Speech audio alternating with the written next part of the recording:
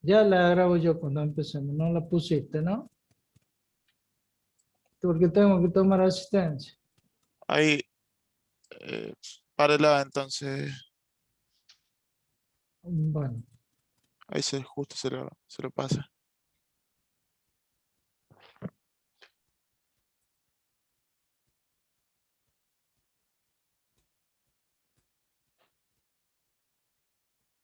La verdad no sé. Ahí está, ya. Ah, Ábrela y exacto. úsela de nuevo. y ahora, Ahí está, profe. bueno, Ahora sí. ahora vamos a compartir la pantalla de nuevo y a buscar la última ley.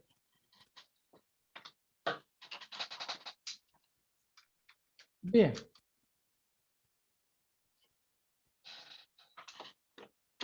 ¿Están viendo? Sí.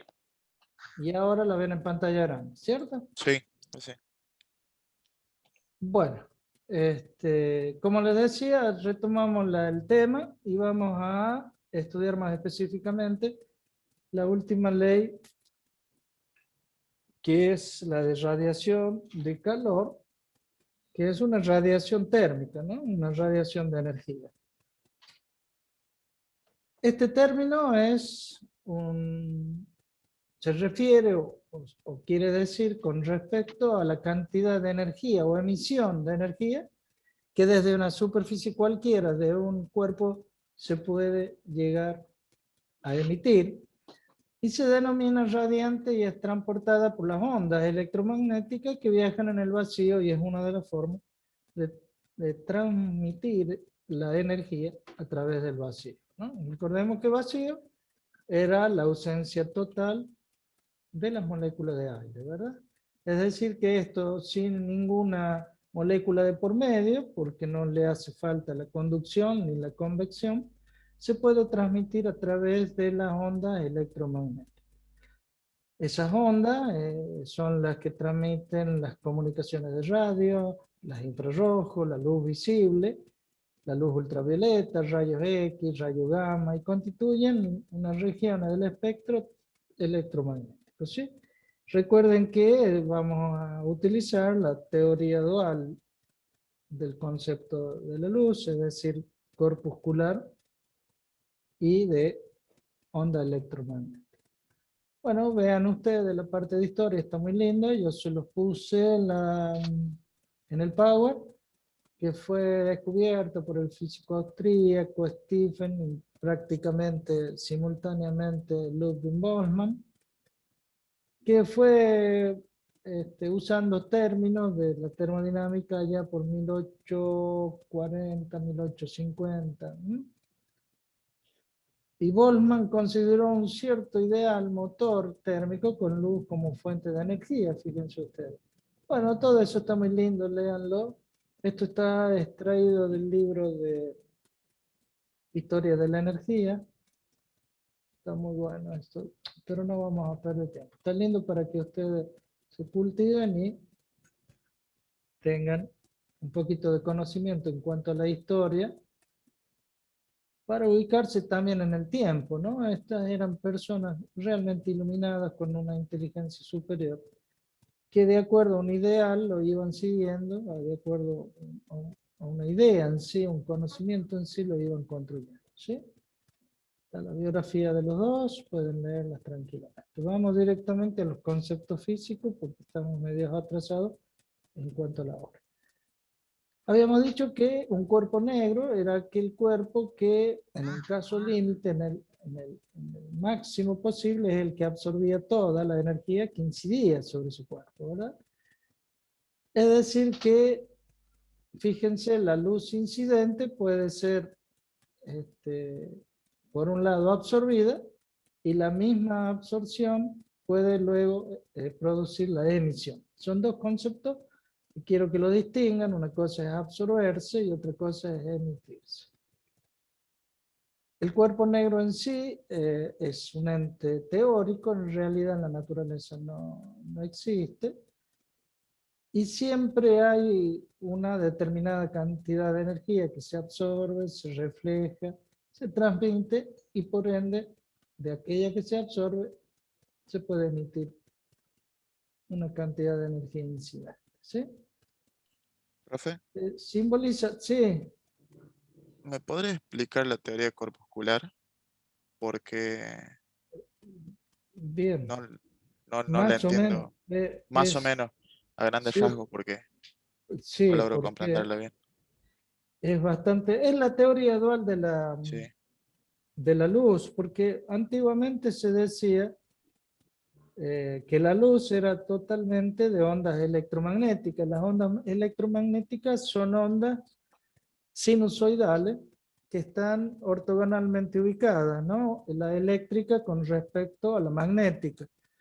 Es decir, están a 90 grados, ¿verdad? Uno hace un seno, digamos, en el eje IX y el otro hace la sinusoidal en el plano horizontal, que es un plano vertical y un plano horizontal, de lo cual nos da la teoría de las ondas electromagnéticas, ¿no? Eso se puede explicar muy fácilmente en todo el uso que se da a las ondas electromagnéticas, como les dije recién, las ondas de radio, la transmisión que se producía a través del aire,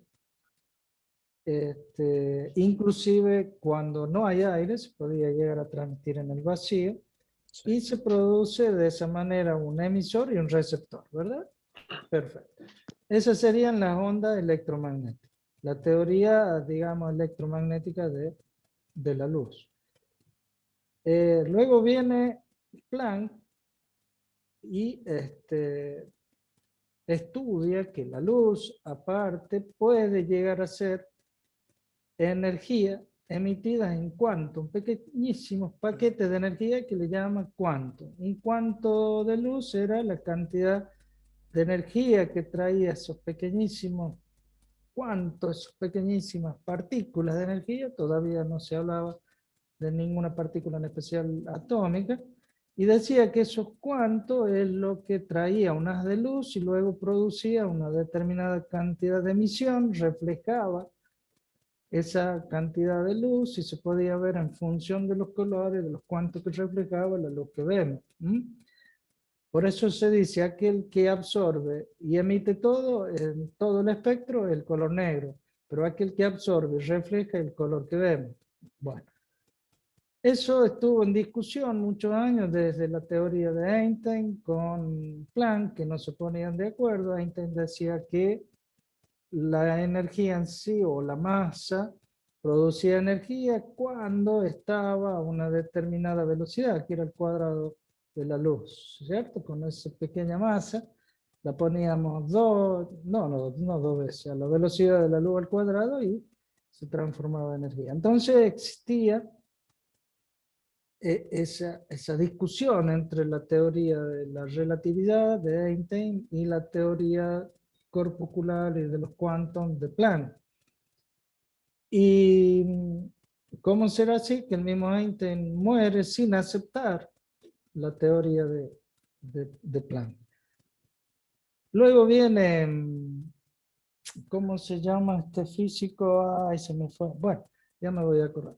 Luego viene una tercera teoría en la cual dice que tenían razón los dos, porque esos pequeñísimos cuantos, de Broglie, ahí me acordé, de Broglie gana el premio Nobel por supuesto y demuestra que los dos tenían razón a través de su ecuación, utiliza la ecuación de Max Planck con los cuantos de energía y utiliza la ecuación de la energía de Einstein y la unifica en una nueva teoría diciendo que ese cuanto que decía Planck era o es, porque todavía no se refutó y se aceptan las dos, por eso es teoría dual,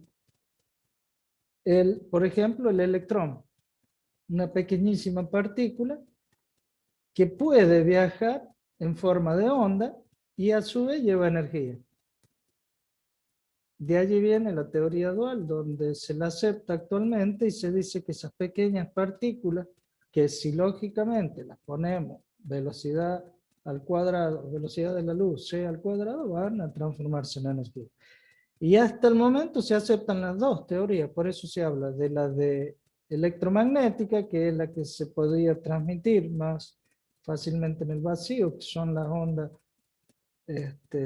ortogonales, tanto de campos eléctricos como de campo magnético, y la teoría dual, en la cual dice que esa pequeñísima partícula que decía Max Planck, que fue confirmada a través de la teoría de de Broglie.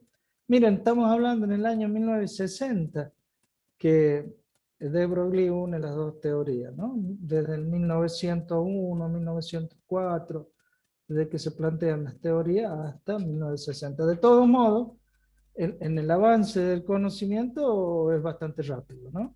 Porque imagínense toda la teoría, todos los laboratorios que hubo que transformar, porque toda esta teoría transformó. No tenían suficiente tecnología para hacerlo y sin embargo lo podían hacer desde el punto de vista analítico, es decir, a través de fórmulas, y que luego fue paulatinamente demostrándose. Entonces, no sé si más o menos les hice un pantallazo. Está la teoría que habla de las ondas electromagnéticas, campo eléctrico ortogonal con el campo magnético, que transmiten estas, por ejemplo, ondas de radio, que puede también ser una onda de luz, que puede ser considerada como el viaje de una determinada frecuencia y longitud de onda de luz, que también puede ser transmitida esa misma onda a través de pequeñas partículas atómicas y subatómicas. Miren, ahora ya están hablando de muy pequeñísimas partículas, ¿sí? Y esas partículas que llevan energía, que también la puede transformar o transmitir o llevar esas ondas electromagnéticas. Dicho de otra manera, esas pequeñas partículas viajan en ondas electromagnéticas. Eso es lo que demostró al final de Broglie, ¿sí? Diciendo que la luz son entonces pequeñísimos paquetitos de energía que al incidir en esa superficie activan otra determinada cantidad de subpartículas, partículas y por qué no hasta el mismo átomo, saltando muchas veces al nivel superior. Ese nivel superior es energía que absorbe, por eso los cuerpos negros asemejan a como si fuese esto una partícula. Fíjense ustedes, esta cantidad de energía choca entre las paredes y se va absorbiendo, no sale nada. Pero ¿qué pasa? ¿Dónde va esa energía? A activarse los niveles electrónicos de esas moléculas. Recuerden que en química veíamos que los niveles era S, P, F, con 1, con 2. ¿Se acuerdan que distribuíamos eléctricamente los electrones en cada uno hasta, de acuerdo a la valencia, colocar la cantidad de electrones con respecto al átomo, con respecto a la carga que podía tener? Bueno, ese electrón podía saltar a la órbita siguiente con mayor energía. Cuando producía el descenso de energía, cuando baja de un nivel superior a un nivel inferior, se produce lo que es la emisión, que es distinto a la absorción. Esa emisión es la emisión de energía que va a tener esa determinada partícula, ¿sí? Que no tiene nada que ver con la reflexión. No sé si me entendieron o les complique más el asunto físico. Sí, profe. ¿Me entendió? Bueno, Sí. entonces, el cuerpo negro es aquel que absorbe una determinada, mejor dicho, la totalidad de la luz incidente, por eso es un ente ideal, un ente teórico, y se asemeja como esa cavidad. Algunos teóricos dicen que es reticular, es cuadradito como el retículo de una molécula de un determinado sólido. Otros hablan, ya vamos a ver enseguida, de una pequeña esfera, ¿no? Porque dice que se puede rebotar el haz aleatoriamente para cualquier dirección. En cambio que lo reticular tiene algún... Bueno, son teorías, ¿no? Teorías que tienen su pro y su contra, pero eso ya es hilar muy fino, no tendríamos que entrar tan meticulosamente, sino más bien a este concepto. Fíjense ustedes, yo tengo el cuerpo, que en este caso está simulado por la barra negra, que es la superficie, del cual es la frontera con el límite, o el límite, digamos, con el medio en el cual está incidiendo ese haz de luz, ¿sí? Fíjense que va a haber una porción que es absorbida, una porción que es reflejada. Ya vamos a ver enseguida que después tiene el otro límite, que es el límite que sale, y es una luz transmitida, ¿no? Parte de la incidente. Yo les digo luz, pero puede ser haz de energía, ojo, cualquier tipo de energía. Generalmente sabe ser eso, paquete de energía que puede ser por una de luz. Cuando a ver, ya me perdí. Estábamos con la energía que incidía. Cuando esa energía que incide es absorbida, esa parte absorbida es la que va a energizar las últimas capas electrónicas de las moléculas, de los átomos, y luego cuando decaen vamos a tener una emisión, ¿sí? Entonces vamos a tener diferentes tipos de, a ver, si no se nos va a hacer muy largo, distintas características del cuerpo que puede ser en función de la cantidad de energía que podría llegar a absorber, transmitir, irradiar. Esas características son propias de sí del cuerpo, pero en aquellos cuerpos en los que la superficie es totalmente pulida. Vamos a ver que hay cuerpos en los cuales la superficie no tiene exactamente un ángulo, no incide tan ortogonalmente el haz de energético, sino lo hace con una determinada protuberancia, es decir, rugosidad. En ese caso va a tener reflexión de luz hacia todo lado, que va a ser la luz difusa, ¿verdad? Entonces se produciría lo que se da en llamar el cuerpo gris. Bueno, ahí están mostrando, como le estoy pasando, las distintas comportamientos que tiene la superficie de un cuerpo de acuerdo a cómo incide, absorbe y refleja, ¿verdad? Fíjense que puede ser, en este caso lo toma el límite interior y exterior casi en el mismo, como una línea negra. Ya vamos a ver enseguida si hacemos un zoom sobre esa línea negra que pasa en su interior.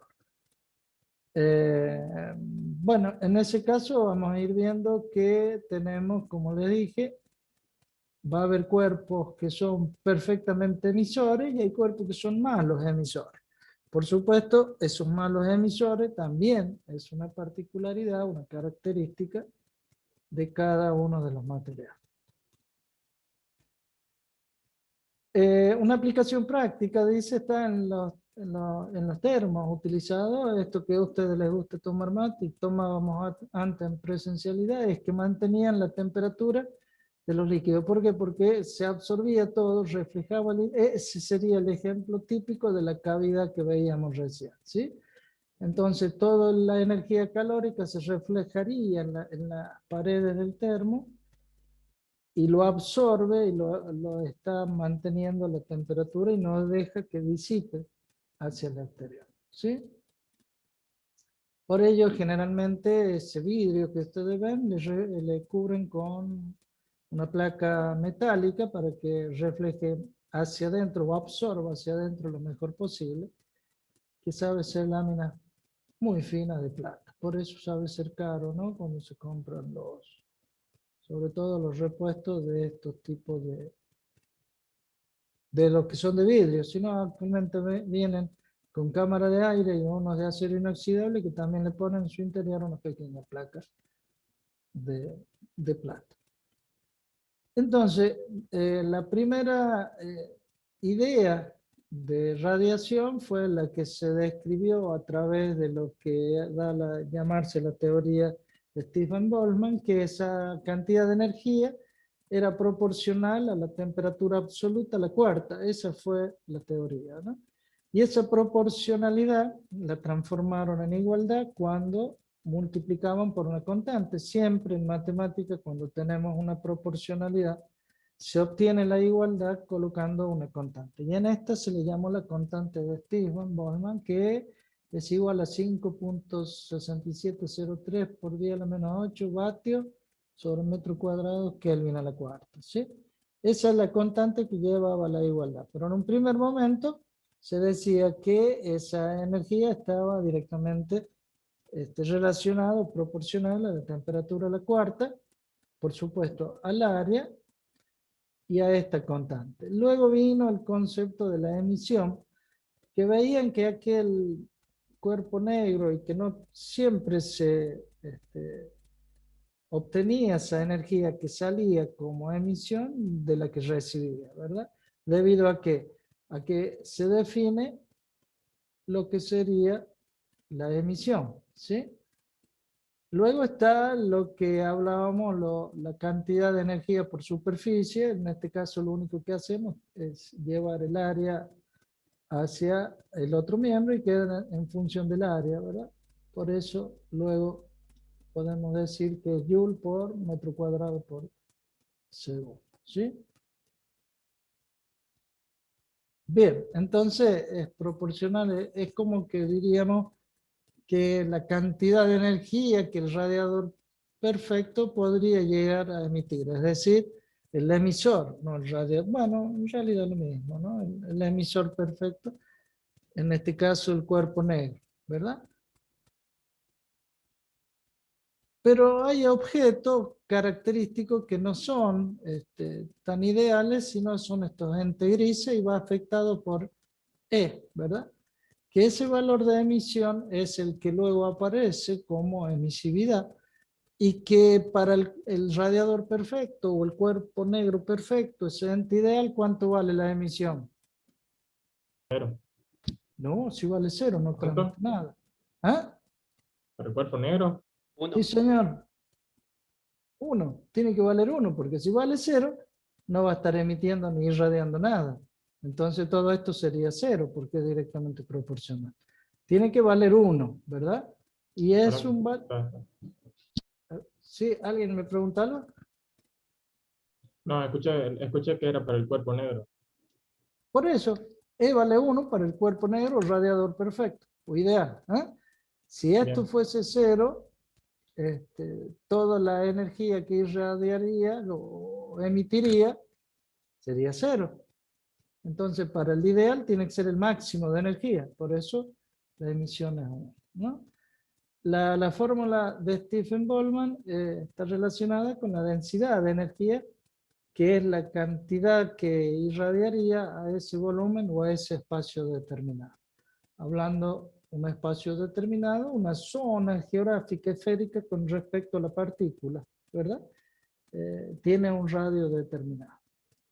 Fíjense ustedes, ahora ya esa línea negra, como yo les hice ver recién, que veíamos, no sé si recuerdan, volvamos a la transparencia, esta línea negra que ustedes ven acá, ahora nos vamos acercando, le hacemos un zoom y aparecería una pequeña partícula, más que una partícula, un pequeñísimo parte de ese cuerpo, en la cual fíjense cómo incide la energía, en este caso la energía incidente sobre la superficie, parte se absorbería, parte se reflejaría y parte es transmitida. Profe, una Sí, pregunta. dígame. En la ecuación anterior usted dijo que, digamos, E tenía que ser igual a 1, Sí, señor. pero un cuerpo negro no es que no emite radiación. Se me mezclaron los conceptos ahí. Claro, por eso es importante volver. No quiero que me confunda. Una cosa es la energía que incide, la otra que absorbe, la que refleja y la que transmite. Por eso, permíteme que veamos esta partícula y ahí me vas a entender mejor. Mira, este haz de luz que está hecho por una gran cantidad de rayitos, considéralo de trazo grueso y más de mayor tamaño, se van dividiendo esos pequeños haces de energía que te va a incidir en ese cuerpo. Uno va a reflejarse, supongamos que esté compuesto por 3. Uno se va a reflejar, ¿qué quiere decir reflejar? Es el choque y rebota, ¿verdad? Sí. Rebota y se va de la superficie, no pasa de allí. Otro tiene mayor frecuencia, en sus ondas electromagnéticas, si lo quieres ver desde el punto de vista del electromagnetismo, que explica una determinada cantidad de fenómenos como el de transmisión de ondas de radio, por ejemplo, pero no te va a explicar por qué se calienta el cuerpo. Esa era la discusión que tenía Max Planck con Einstein y con la teoría del electromagnetismo. Porque ellos decían, bueno, si de esta manera es todas ondas electromagnéticas, ¿por qué los cuerpos se calientan cuando refleja la luz? El famoso ejemplo del diodito que ustedes ponen, y al absorber la luz se enciende, ¿vieron? ¿Por qué se enciende? Porque había pequeñísimas partículas de energía, que son los cuantos, que se podía luego transformar nuevamente en luz cuando incidía y emitía un determinado material. Creo que es, ¿cuál es el que es rojo? Ustedes que están en la teoría de la electricidad, el rubí, ¿no? El diodo rojo. Bueno, no importa. Si esto, por ejemplo, fuese rubí, reflejaría las coloraditos. Si fuese otro mineral, el color que produciría la reflexión. Reflexión es un choque con la superficie, rebota y se va, ¿verdad? Luego, me quedarían, supongamos, dos vectores más de ese haz incidente.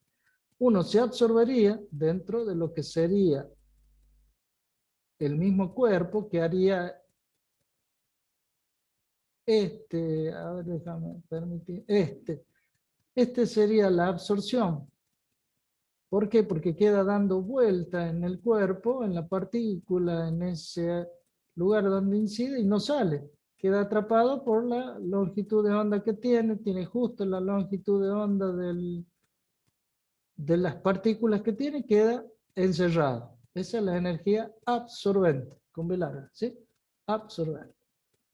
No se me confundan con absorción, es otro aspecto físico que esconde. Este es absorción. Luego, cuando ya encuentra el punto de salida, este punto no está adentro, ¿eh? Este punto, por eso tiene trazo de punto aquí, está sobre la superficie que sale, ¿verdad? Choca con la superficie que sale, rebota una parte que queda absorbida y el resto pasa, porque tiene mayor frecuencia, pasa, lo esquiva a las partículas, no choca y pasa. Esa es la energía que puede transmitir, pasar. Entonces, fíjense, la cantidad que emitió se divide en tres haces, que es la reflexión, la absorción y la transmisión. Ahora, ¿qué pasa con la energía que se absorbe?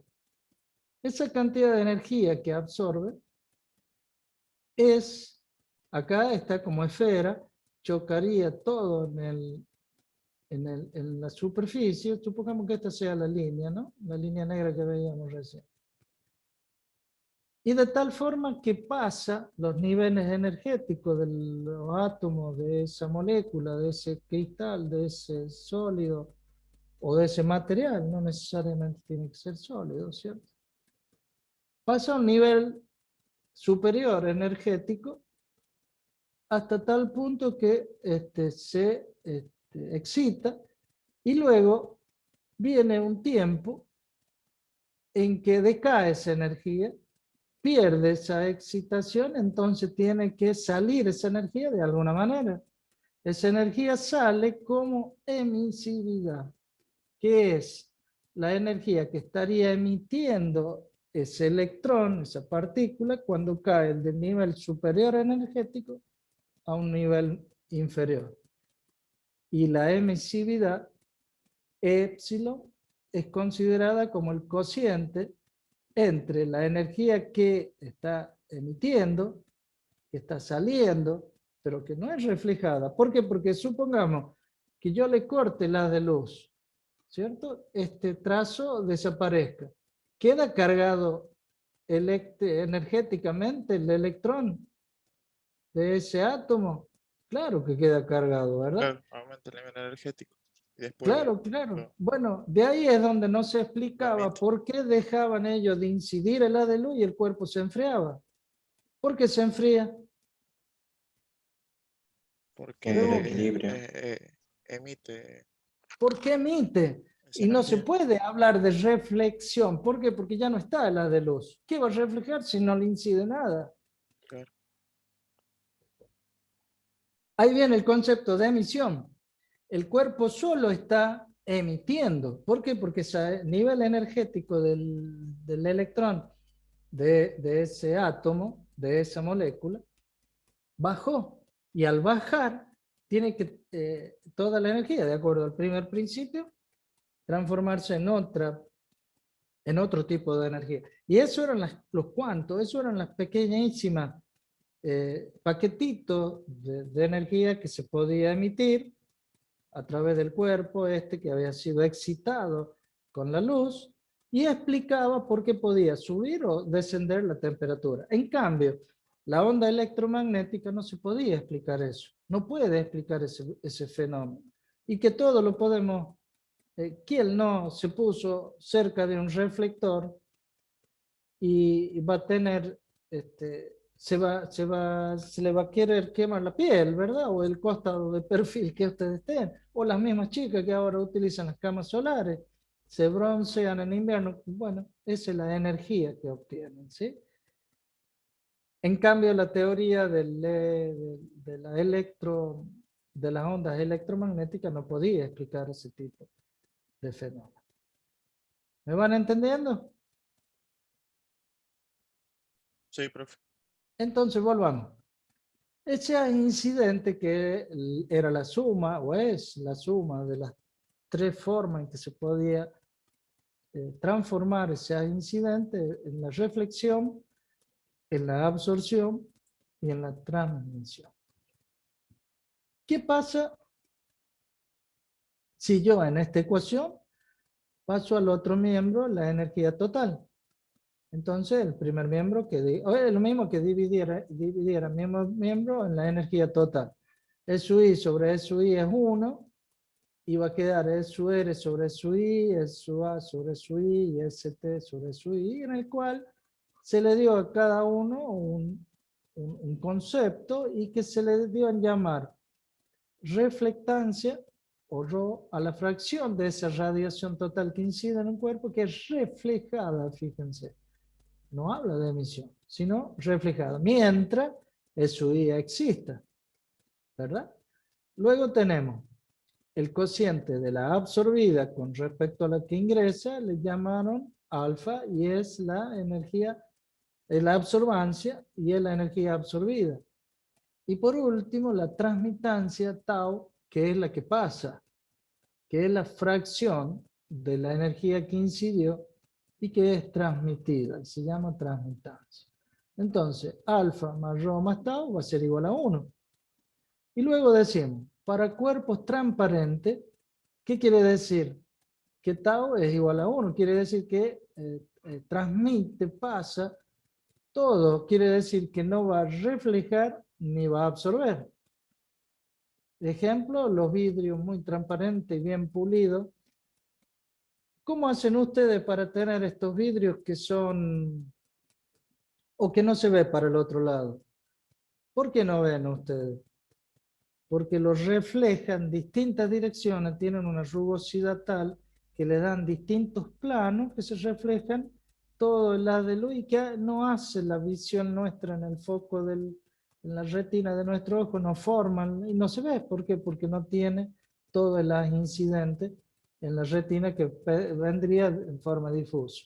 Es el concepto también de la reflectancia de los aviones, para no ser detectado por los radares. Por eso ustedes van a ver que tienen distintos paneles y son medio raros, para evitar que las incidentes se difusan, se vayan en distintas direcciones. Por lo tanto, los radares no lo toman, ¿sí? Eso sería, por ejemplo, otro fenómeno, otra forma de aplicar este principio que fue demostrado también de esta manera. Vamos para el cuerpo, ¿a dónde vamos? En transmite. En este cuerpo opaco, entonces, lo que es la transmitancia es 0. Para el cuerpo reflector, ρ va a ser 1, implica que los otros dos son 0. Y para los cuerpos absorbentes, alfa, que era el que totalidad de la absorción con respecto a lo que incidía, es 1, los otros dos son 0. Por eso está el cuerpo opaco, cuerpo reflector y cuerpo absorbente.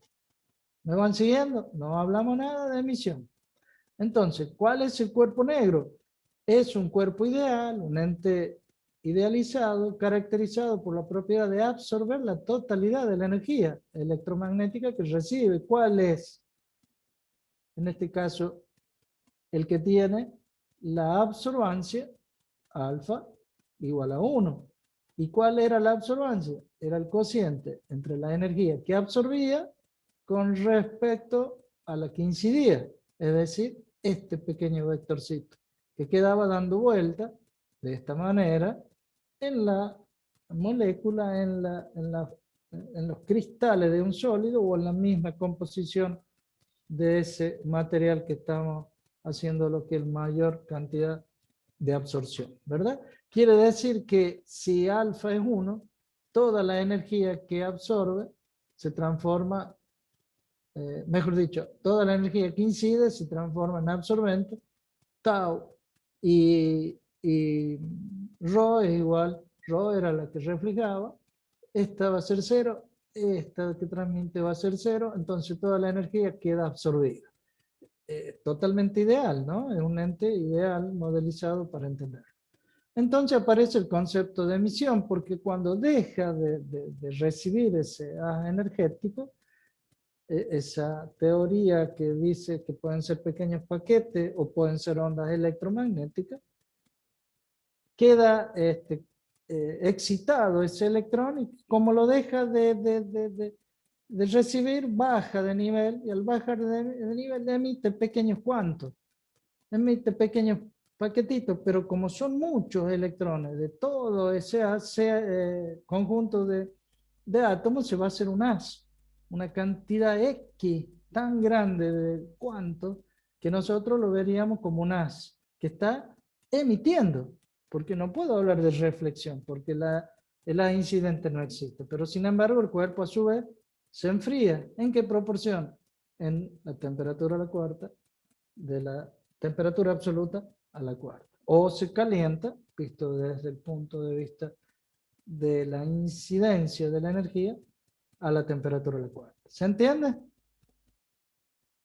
Es decir, que la emisividad de una superficie va a ser la razón entre el poder emisivo, que es lo que emite, lo que sale, esos cuantos que pierde el electrón, con respecto al ente de lo que sería el máximo ideal, el SUN, ¿sí?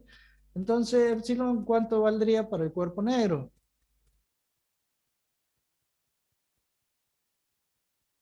Pregunto. Quiero saber si están vivos, ¿me escuchan? Y debería ser 1, entonces. Exactamente, si es 1, porque está emitiendo todo lo que recibe, volvamos a la ecuación.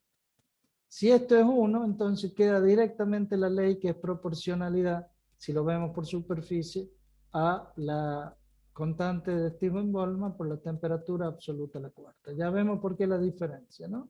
Está planteada con la diferencia para ver con respecto a esa esfera que de un radio determinado lo considera. Esa fue la primera, ahí está.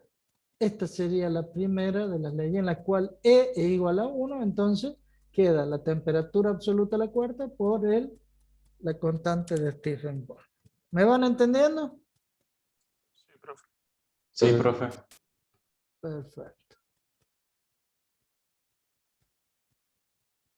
De allí viene luego la ley de Kirchhoff y me dice en el equilibrio térmico, porque esto se siguió estudiando, es porque fue tirada la teoría, porque los demás científicos querían refutarla o comprobarla. Nos dijo don Kirchhoff que en el equilibrio térmico existe una relación constante entre el poder emisor de un cuerpo negro y su poder absorbente, y esta relación es igual al poder emisor del cuerpo negro a la temperatura de equilibrio. Y lógico, va a dejar de emitir cuando se equilibre la temperatura con el medio ambiente. Eso es lo que está diciendo don Kirchhoff. Que a pesar de, ustedes lo conocen a Kirchhoff por la distribución de los nudos de corriente eléctrica. Bueno, era un físico que también estudió la emisividad, ¿no? Fíjense, si aplicamos la ley de Kirchhoff, decimos que todos los poderes emisivos va a ser con respecto al alfa 1, SU2 con respecto a, y así sucesivamente hasta llegar al SUI con alfa I. Es decir, que generalizando va a ser el poder emisor sobre la absorción. Y como el alfa es 1 para el cuerpo negro, entonces el cociente de la emisión con respecto al del cuerpo negro va a ser igual a SUN, la emisión SUN. ¿Sí? ¿Se entiende la ecuación? Acá está explicado, miren, cómo, ¿por qué es 1? Porque esta es la del cuerpo, la absorción máxima es 1. Por lo tanto, despejándola de allí, yo puedo decir que ese factor va a ser igual a la emisión con respecto al cuerpo negro. Miren qué fácil. Y eso va a ser igual al épsilon en el equilibrio térmico de la emisividad en su valor máximo, que sería su absorbancia. ¿Se entiende? Entonces, dicho de otra manera, en la absorbancia igual a 1, lo que emite es igual a lo que absorbe. ¿Y qué es épsilon? ¿Y qué es la emisión máxima? ¿Qué es el cuerpo negro? Entonces, un cuerpo es capaz de emitir las radiaciones de igual longitud de onda que las que absorbe. Miren qué simple. Y es totalmente demostrado matemáticamente y a través del laboratorio que podía llegar a obtenerse el calentamiento y el enfriamiento de su cuerpo. Por supuesto que esas superficies debían ser perfectamente pulidas para que no tengan difusión y esos cuerpos opacos se puedan transformar en cuerpos grises, porque no es otra cosa que los cuerpos grises son aquellos que emiten y reflejan en distintas direcciones, que es la teoría que le da para disimular el radar en los aviones que no se pueden detectar, ¿no? Justamente al reflejar y al emitir, porque hay muchos radares ahora que por calor, o para engañar los misiles, estos que tienen cabeza de seguir el cuerpo térmico, lo más difícil que se hace o se produce en esto es cuando el motor es el que no pueden llegar a esquivar, han hecho toberas especiales, toda una teoría basada en esto. Miren hasta dónde llega la tecnología, ¿no? Para engañar el ojo este que tiene el misil de seguir el calor, ¿verdad? Miren hasta dónde llega la tecnología, ¿no? Para la producción. Y eso lo quieren aprovechar ahora para ver si pueden mejorar los satélites y mejorar las comunicaciones. Pero bueno, está avanzando mucho la tecnología en ese aspecto y más en los estudios en el vacío, en las distintas, por eso están las estaciones espaciales para hacer este estudio físico de toda la energía puesta en juego en el vacío, ¿no? Creo que una vez le comenté que a partir de allí viene buscando el cero absoluto, que transformaron un gas en un gel, que es la cuarta fase de la materia. Bien, entonces, luego la ley de Stephen-Boltzmann, podemos decir que el poder emisor de un cuerpo negro es proporcional a la cuarta potencia de su temperatura absoluta cuando epsilon vale ¿cuánto? 1. Perfecto. Y para un cuerpo gris, el poder emisor podemos calcularlo en función de su n, siendo E el del cuerpo dividido en su n, que es el del cuerpo negro, que va a ser la emisión. E aparece en la ecuación y queda transformada por superficie. Fíjense que acá no está dada el área, pero si lo quiero hacer como flujo total, mejor dicho, como energía total, no como unidad de área, le tengo que multiplicar por el área. Entonces, el poder emisor de un cuerpo es proporcional a su emisividad y a la cuarta potencia de su temperatura, y para lograr la igualdad colocamos la constante de Stephen-Boltzmann. Muchas gracias. Hasta luego. Y Nos vemos. no, espera, tengo que seguir. Esto es en cuanto al segundo tema, queda dado. Espero para con ansias el viernes que viene a las 12:01 recibir y corregir todo. Profe, Sí, No lo espere ahí, eh, espérelo antes. bueno, en espero ese que sí. caso, yo creo que el jueves que viene, Semana Santa, sé que no vamos a tener clases. Con ¿Cómo? mayor razón, tengo todo el jueves para corregir. O sea, tenemos No, que eso es entregar. lo bueno, eso es lo bueno de este tipo de clase. No, perdona por Semana Santa, ¿verdad? No, sí, el viernes. El Viernes Santo es el que no se hace nada, el jueves todavía. No, porque como dijo que era hasta la clase siguiente, bueno, por eso le No quería veo cómo consultar. se vuelve, chicos. ¿Cómo hago para volver al...? Ahí está. Se me complica el Meet con el Skype, con este, se me hace un lío. No corté, están ahí, ¿no? Si no, háganle evitar algo, porque ¿están? ¿No corté? ¿Me escuchan? Estamos acá. Sí, Bien, estamos acá, profe. porque no sé si he cortado. Bueno, ¿qué hacemos ahora? ¿Qué hora es? ¿Tenemos tiempo para...? Tengo una hora más, sí, tengo tiempo, ¿cierto?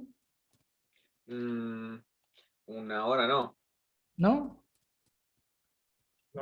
¿Hasta menos qué de hora media hora. tenemos? 15 minutos le queda, profe. Hasta las 10:15 tenemos, profe.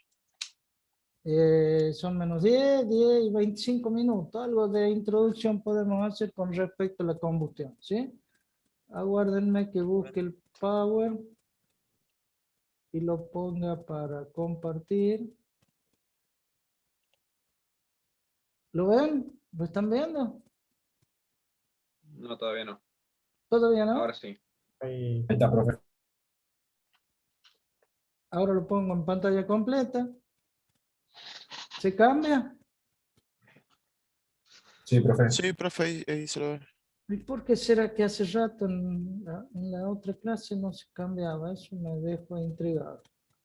Bueno, empezaríamos con el tema de combustión industrial, que es la unidad temática número 3, que es la combustión, principio, definición en sí, proceso de desarrollo, la temperatura de combustión, y ahí vendríamos a descubrir cómo se realiza y cómo se clasifica la combustión industrial. Mire, hay un librito muy bueno que tengo de hace años, si lo pueden llegar a conseguir en soporte informático, se llama El cálculo de la combustión, del ingeniero Rodolfo Orell. Está espectacularmente bien, del cual extraigo la mayoría del tema, en el cual estudiaron los profesores de mis profesores. Es decir, ¿qué quiero decir con no que estoy viejo? No, quiero decirle que el concepto de la combustión o el concepto de la oxidación, por más que pase el tiempo, va a seguir siendo y no se puede refutar porque exactamente, si bien es cierto que es un tema muy de investigación, cada vez se está avanzando más, pero no deja de ser siempre la combustión, la unión de los distintos elementos del combustible con el oxígeno, ¿verdad? Es decir, que esa oxidación, la cual requiere de una cantidad de elementos combustibles y del oxígeno para producirnos una reacción de tipo exotérmica que va a producir calor, que es fundamental para las máquinas térmicas, ¿no?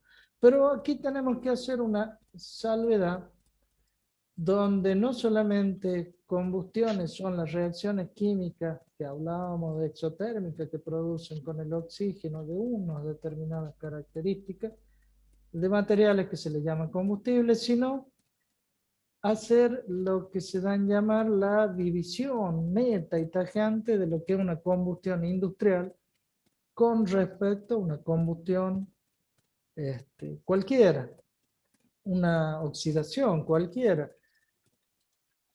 Porque si nosotros lo llevamos que cualquier elemento, porque una oxidación es una reacción de cualquier elemento metálico, ¿verdad? O no metálico, también puede ser. Con el oxígeno va a formar un óxido, ¿verdad? Y ese óxido obtenido, yo debería hacer andar una máquina térmica. ¿puedo de oxidar un clavo hacer andar una máquina térmica? Si lo llegan a descubrir, nos vamos, Le aviso y nos vamos de ponemos la una. patente. ¿Cómo? Le aviso si lo descubro y le hacemos la patente. Y acuérdese de los pobres, porque se va a volver multimillonario. Eso es por un lado. Por otro lado, si nosotros tenemos, a ver, TNT o dinamita, y lo hacemos reaccionar con oxígeno, también es una reacción exotérmica. Pero ¿ustedes le pondrían al motor de su automóvil dinamita o TNT? Nada. Si no arranca la mañana, sí. o directamente para no verlo más, para que no los haga renegar, ¿cierto? Pero fíjense que son los dos extremos de las oxidaciones químicas que se producen, porque estrictamente, conceptualmente, una reacción química es la combustión de ese metal, del hierro, con el oxígeno. Pero con la oxidación de un clavo no voy a obtener energía de forma aprovechable. Mucho menos cuando es muy explosivo, cuando sale energía en un determinado infinitésimo de tiempo, una cantidad extrema que puede llegar a romper. Entonces son los dos extremos. Tenemos que hablar del concepto de combustión industrial, que se llama, por eso se llama cálculo de la combustión industrial, el librito, donde está haciendo un paréntesis entre los dos extremos. Dice, muchachos, vamos a estudiar lo que se puede aprovechar, porque si el tiempo me lleva, que si es cierto que la oxidación es exotérmica, pero me lleva una enormidad de tiempo, ¿para qué lo quiero? No me sirve. Y si al inverso, si tengo demasiada energía dentro de una máquina térmica que me va a hacer saltar todos sus elementos mecánicos, tampoco me sirve. Es decir, lo mismo que yo le pondría en el carburador pólvora en lugar de gasoil o nafta, ¿qué pasaría? Ahí se va a estropear todo, porque la mínima cantidad implica una gran cantidad de energía en el menor tiempo posible. Entonces, el objeto principal es llevar una reacción de una oxidación de esos elementos para producir una reacción exotérmica de forma aprovechable. ¿Dónde? Y en una máquina térmica, ¿sí? Entonces, en ese caso vemos que tenemos la combustión desde un fenómeno muy complejo que actuaría en factores químicos, térmicos, mecánicos, y por ende también desde el punto de vista del tiempo, porque tendríamos la estática de la combustión y la dinámica de la combustión que tiene que ver con el tiempo. La estática tiene por objeto determinar las cantidades de sustancia y energía que intervienen en la reacción. Fíjense que describe un estado desde inicial, desde el comienzo hasta que termina, sin por ahí interesarnos los caminos intermedios, ¿verdad? Se basan en las leyes de la conservación de la masa, de la conservación de la energía, que eso lo vimos en termodinámica, de las dos leyes, y la ley de pérdida de calidad de la energía, que está abruptamente trayéndolo de golpe y porrazo a lo que es entropía y exergía.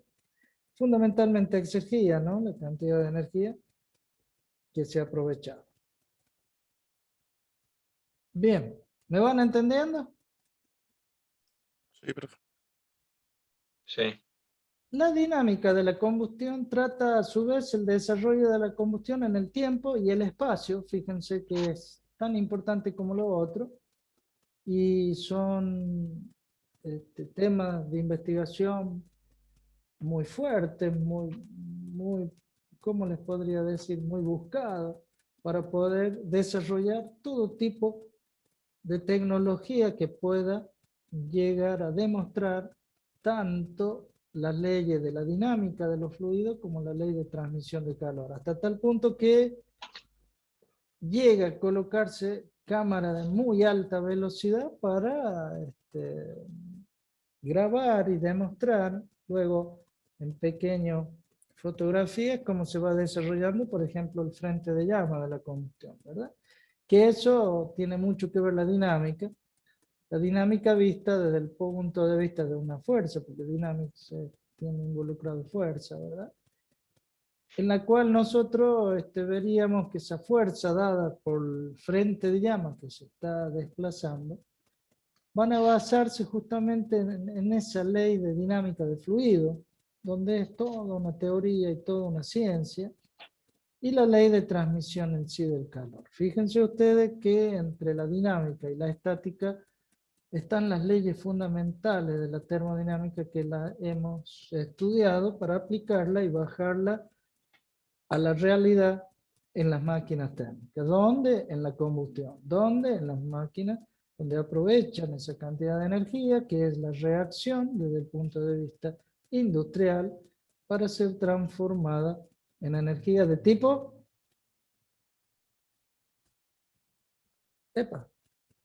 mecánica. El calor lo estoy transformando en energía mecánica. Por eso me sirve para hacer determinado trabajo las máquinas térmicas. ¿Sí?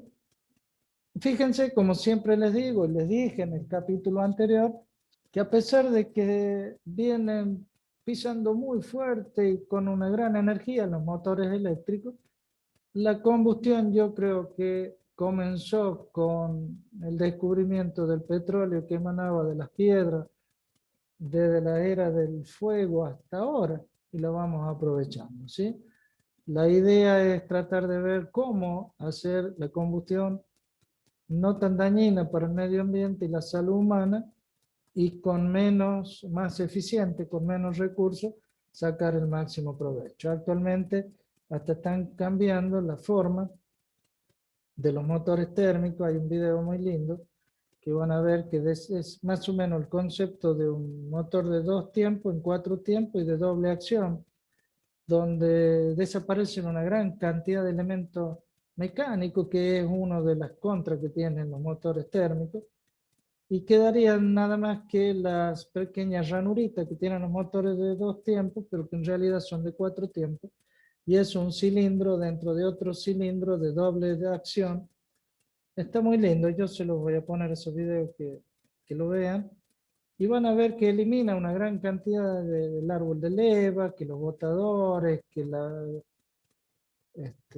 distribución por correo o por cadena, es decir, disminuye la cantidad de elementos mecánicos, que es prácticamente la cantidad que llevaría un motor eléctrico con combustible, con combustión, ¿no?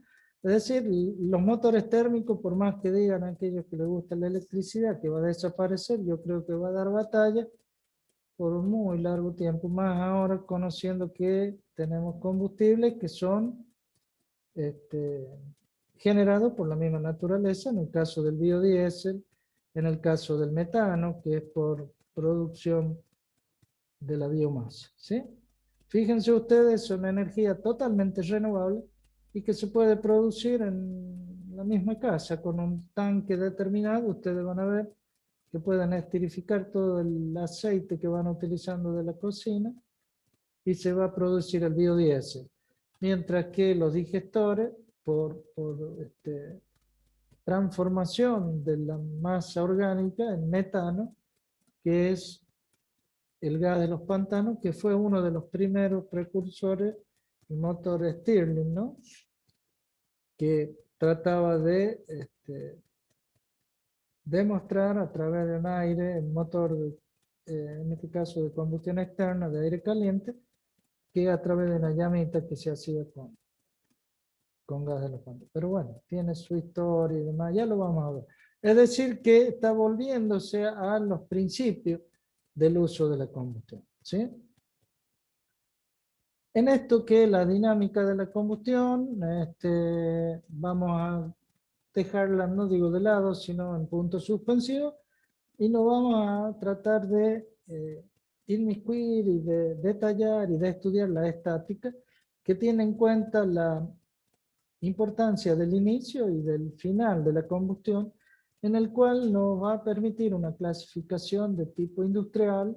Ojo, de tipo industrial quiere decir aprovechable, de la combustión en perfecta e imperfecta y de completa e incompleta. Esto de perfecta, imperfecta y de completa e incompleta tiene que ver lo quali y lo cuantitativo de la combustión. Lo cualitativo referido a la calidad de la oxidación y lo cuantitativo referido a la cantidad de combustible que se va a oxidar o que va a reaccionar, ¿sí? Bueno, en sí el librito este de Rodolfo Orell, el ingeniero Rodolfo Orell, que fue dando distintos cursos, ¿no? Y la verdad era la época de oro de Argentina, en la cual se vislumbraba como potencia desde el punto de vista mecánico, desarrollo, conocimiento y tecnológico. Y logró un librito, si bien es cierto, por ahí le falta alguna didáctica propia de la formación del ingeniero, pero está muy bien desde el punto de vista ingenieril, desde el punto de vista de los distintos gráficos que él fue obteniendo en la prueba de las distintas combustiones y del formulario que como buen ingeniero no le desapareció para nada. Además, tiene muy buenas ecuaciones, tanto para el cálculo del exceso como el defecto y combustión perfecta. Tiene un capítulo para cada uno. Yo se lo traté de resumir en muy poquitas páginas para que no se nos vaya el tema de la combustión fuera, a pesar de que es un tema importantísimo en la materia, pero no tan investigativo como lo plantea, ¿sí? Se los recomiendo el librito, si lo pueden conseguir, avísenme, yo no lo encontré, debe estar, alguien lo tiene que haber, porque desde esa época no creo que nadie lo haya subido, ¿sí? ¿Qué editorial es? Ya les digo, por si lo buscan por editorial. Librería y Editorial Alsina. Era una muy buena editorial que teníamos. No sé si desapareció o sigue. Es de Buenos Aires, ¿no? Es nuestro. Bien. Entonces teníamos combustión perfecta e imperfecta, completa e incompleta. Fíjense ustedes, la combustión perfecta es, acá este autor tira esta ecuación donde no nos hace falta la química para poder igualar un combustible, ¿no?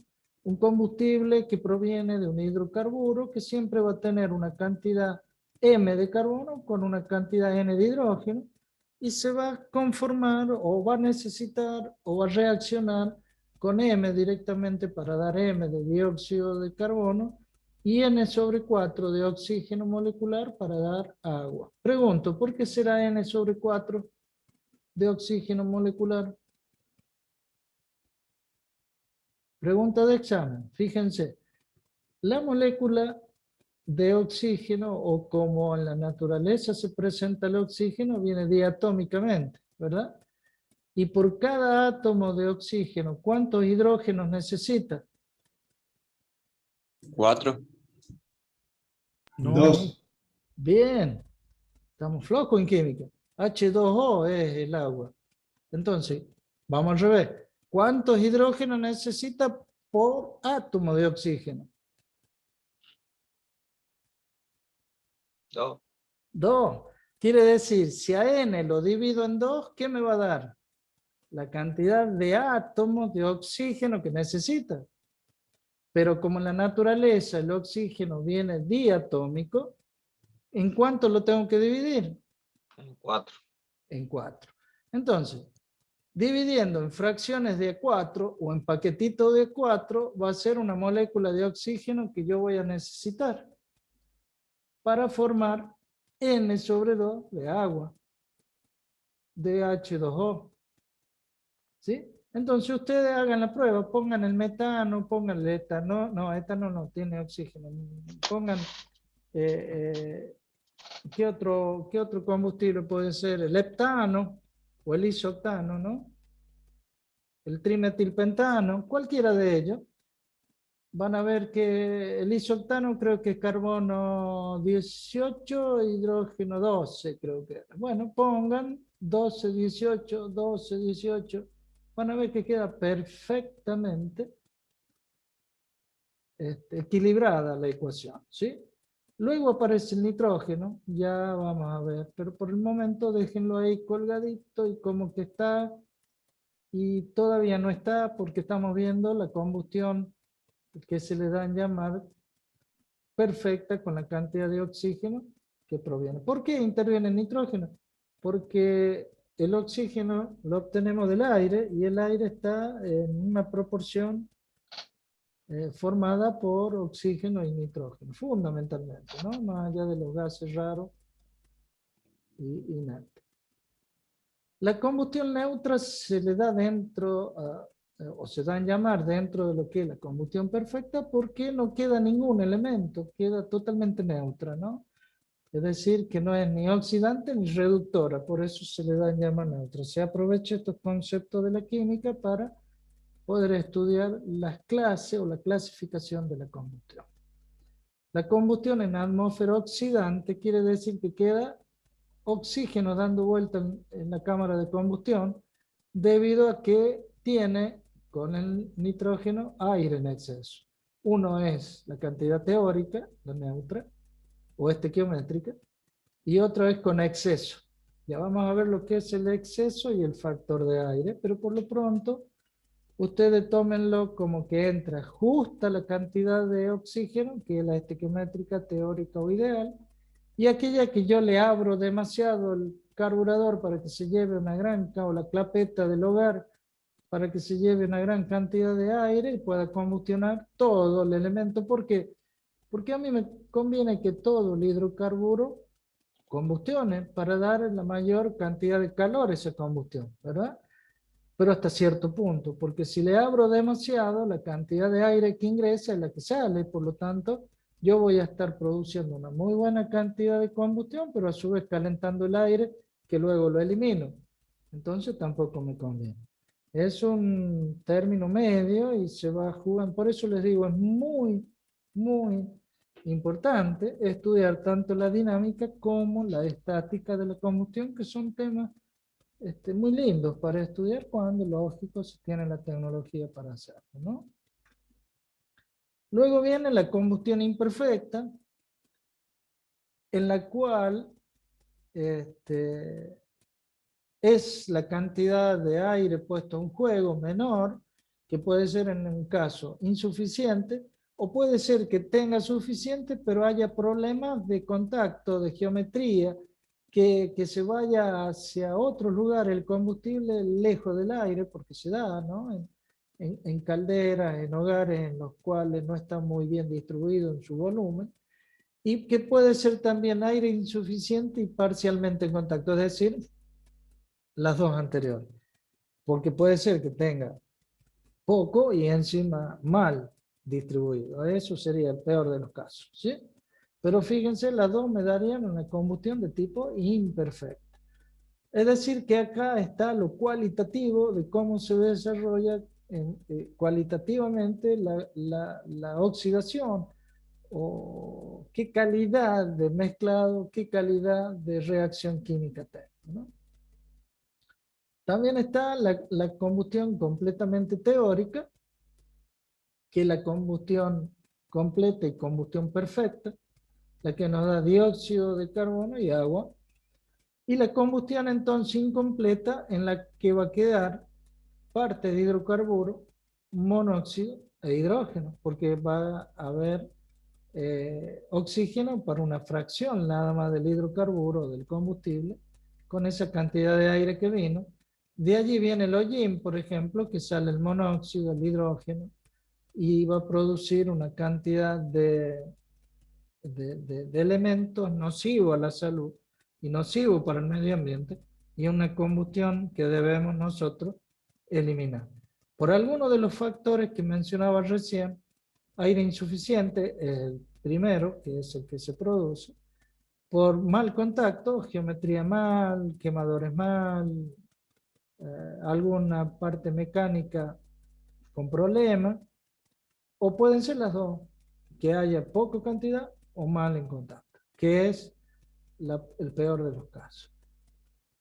Esa combustión incompleta puede ser por falta de tiempo para poder desarrollar el frente de llama correcto como se estudia en la dinámica, temperaturas muy bajas que se alcanzan después de un determinado tiempo. Ya vamos a ver las distintas temperaturas que se reaccionan en ese frente de llama, que reaccionan, mejor dicho, y van produciendo la temperatura de inyección, la temperatura del frente de llama y la temperatura máxima. El volumen de la cámara de combustión reducido, muy chiquito, que pega el inyector con mucha energía y baja en lugar de mantenerse en la atmósfera, o sube, bueno, lo que quiero decir que choca con las paredes y no lo disemina en el volumen. Defectuosa mezcla por mala posición del ingreso y los inyectores de combustible, temperaturas excesivamente altas, que también es malo porque producen un golpeteo, una combustión anticipada fuera de lugar y de tiempo, ¿sí? Todo esos son los factores que cualitativamente me pueden a mí llevar a una combustión de tipo incompleto. Bueno, chicos, no quiero entrar más porque ya entramos en la parte pesada del tema y necesito mucho más tiempo. Aprovecho para dar un resumen, un introductorio de lo que fue el concepto, lo que es el concepto de combustión industrial, que sería aquella oxidación o reacción química aprovechable, ¿no? Que es distinto a lo que veíamos de las oxidaciones y las combustiones en química, que cualquier combustión pues es, por definición, una reacción química con el oxígeno, pero desde el punto de vista de las máquinas térmicas vamos a decir que tiene que ser aprovechable. ¿Dónde? En una máquina térmica, tanto de combustión interna o de combustión de tipo externo. ¿Sí? Bien. ¿Alguna duda? ¿Inquietud? No, ninguna. Mauricio, te tiñó el auricular el pelo, tanto tiempo que lo tenés puesto. Son las clases que me hacen quemar la cabeza. ¿Viste?